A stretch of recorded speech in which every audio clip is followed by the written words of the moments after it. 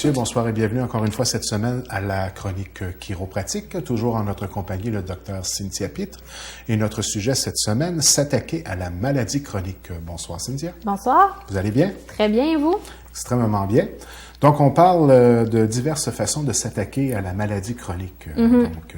Exactement. Donc si on regarde au niveau les récentes statistiques qui parlent de la maladie chronique au Québec, bien, ce qui laisse présager, c'est pas très rassurant. Parce que dans le fond, on regarde le vieillissement de la population, de même que le maintien de mauvaises habitudes de vie au quotidien, ça ouvre vraiment une porte grande ouverte là, à l'augmentation de la prévalence des maladies chroniques. Donc, on va regarder un petit peu aujourd'hui à quelles solutions on pourrait se raccrocher là, pour diminuer l'incidence des maladies chroniques. Comment on définit la maladie chronique? Donc, c'est sûr que les personnes qui souffrent d'une ou de plusieurs maladies chroniques sont contraintes à vivre avec des conséquences sur leur situation qui sont souvent pour la plupart du temps, ça va être sur de nombreuses années, ces conséquences-là. Donc, il y a un rapport qui a été publié en mars 2008 par l'Institut de la statistique du Québec qui définit la maladie chronique comme étant une maladie de longue durée, stable ou évolutive, qui ne peut être guérie définitivement, mais pour laquelle la progression ou les symptômes peuvent être contrôlés dans bien des cas. Donc ça, c'est vraiment la définition scientifique, si on veut, un petit peu, de la maladie chronique. Fait que si on regarde ça, bien c'est sûr que c'est une réalité qui est quand même lourde de conséquences à plusieurs niveaux. C'est-à-dire que ça va venir diminuer la qualité de vie des personnes qui sont affligées par la maladie chronique, mais ça va aussi affecter celle des personnes qui gravitent autour de l'entourage également. Puis aussi, bien, ça alourdit quand même de façon assez significative là, notre système de santé qui est déjà quand même assez engorgé. Donc, selon l'Organisation mondiale de la santé, les maladies chroniques sont responsables de 60% des décès dans le monde. Incroyable. Donc, c'est quand même beaucoup. Ce qui fait que c'est eux les faisant se hisser, c'est-à-dire au palmarès des causes de mortalité les plus souvent évoquées à notre époque. Puis ce qui est quand même assez grave dans cette statistique, c'est que souvent ces maladies chroniques-là vont faire souffrir sur de très longues périodes. Oui. Donc, c'est vraiment pas une belle qualité de vie. Exactement. Donc, souvent, les maladies chroniques qui vont être quand même celles qui vont être quand même fréquemment rencontrées, par exemple, en chiropratique, à ce moment-là, on va parler des troubles musculo-squelettiques ou encore de la fameuse arthrose, puis qui est une maladie de dégénérescence articulaire là, qu'on voit souvent dans nos bureaux. Donc, en chiropratique, c'est ce qu'on voit le plus souvent. Par contre, de façon générale, les maladies chroniques les plus communes, on va parler, par exemple, des cancers. Peut-être que les gens vont dire, ouais, mais ça peut être long, un cancer. Ça peut s'échelonner vraiment pendant longtemps. Donc, ça mine beaucoup la qualité de vie des gens.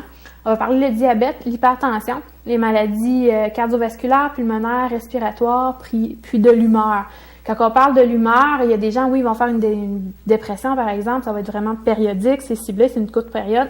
Mais il y en a, tu sais, c'est à longue échelle, là, comme une maniaco-dépression, c'est toute la vie, tout ça. Fait que c'est un petit peu ça quand on parle, là, les maladies de l'humeur, c'est celles qui sont vraiment sur de longues périodes qui vont être caractérisées comme maladies chroniques également. Donc, dans le fond, maintenant, c'est sûr que ces maladies chroniques-là, qu'est-ce qui peut les déclencher un petit peu? Qu'est-ce qui fait qu'on retrouve toutes ces maladies chroniques-là? Bien, c'est qu'il y a plusieurs facteurs dans l'environnement qui peuvent prédisposer à la maladie chronique. On va parler, par exemple, l'hérédité. Ça peut être sinon un traumatisme, l'âge, le sexe, la situation géographique, les mauvaises habitudes de vie ou encore un contexte socio-économique donné, qui peuvent, par exemple, désavantager une personne par rapport à une autre. C'est sûr que tout facteur environnemental confondu, bien, les recherches indiquent que le tabagisme, la consommation d'alcool, le manque d'activité physique, la mauvaise alimentation, bien, sont observés chez les individus aux prises avec les maladies chroniques. Donc, j'en parle presque à chaque chronique, ça revient toujours la même chose, manque d'activité physique, mauvaise alimentation. Donc, ça, c'est vraiment très important. Si déjà on élimine ces deux composantes-là, c'est bien. Tabagisme, consommation d'alcool, mais ça reste, c'est sûr, encore une fois, c'est des choses qu'on va tenter d'éviter. Donc, c'est vraiment des facteurs sur lesquels on peut jouer, qu'on peut changer pour éviter justement de souffrir de maladies chroniques. Parce que c'est sûr que plus on a de mauvaises habitudes, des habitudes malsaines, bien, ce qui va arriver, c'est que ça peut amener cholestérol, excédent de poids ou l'une ou l'autre là, des maladies que j'ai évoquées précédemment, là, comme par exemple hypertension, diabète et tout ça. Donc, ça peut valoir la peine d'adapter son régime de vie de façon adéquate. Hein? Exactement. Donc, changer ses habitudes de vie, c'est un petit peu la clé, si on veut, pour éviter certaines maladies chroniques.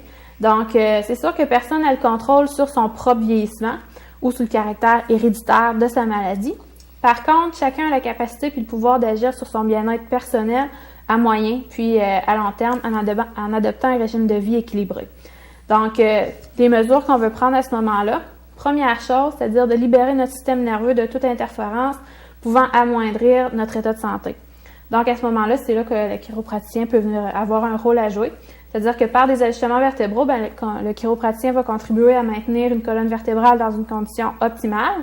Donc, ce qui va permettre à l'influx nerveux de circuler de façon libre dans l'organisme, puis nous prémunir là, contre l'apparition insidieuse de symptômes divers là, ou d'affections chroniques.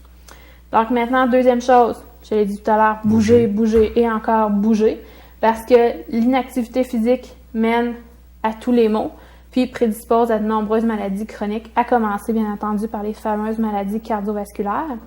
Puis en plus, la sédentarité, ça va miner notre système neuromusculo-squelettique. Donc, ça va favoriser par exemple l'apparition de tendinite, bursite, arthrose, ostéoporose. Donc, très important de bouger, je pense que je le dirai jamais assez. Troisième chose, bien s'alimenter. Donc, on va essayer d'avoir éliminé la malbouffe, éviter la cigarette, d'avoir une alimentation qui est vraiment équilibrée. Et finalement, faire de votre état de santé une priorité. C'est-à-dire que si on a des antécédents de maladies chroniques dans notre famille, bien, on va essayer de faire des bilans de santé de façon régulière. Puis, on n'hésitera pas non plus à poser des questions, puis prendre les dispositions nécessaires, dans le fond, pour avoir un meilleur état de santé là, en général. Donc, c'est d'être à l'écoute de notre corps, en fin de compte. Exactement. C'est en plein ça. Donc, pour ceux qui voudraient vous consulter, peut-être rappeler vos coordonnées en concluant? Oui, donc moi, je suis située au 497-201 rue Hôtel-de-Ville à Chenler et mon numéro de téléphone est le 418-689-2447. Alors, je vous remercie infiniment et on se donne rendez-vous la semaine prochaine. À la semaine prochaine. La semaine prochaine.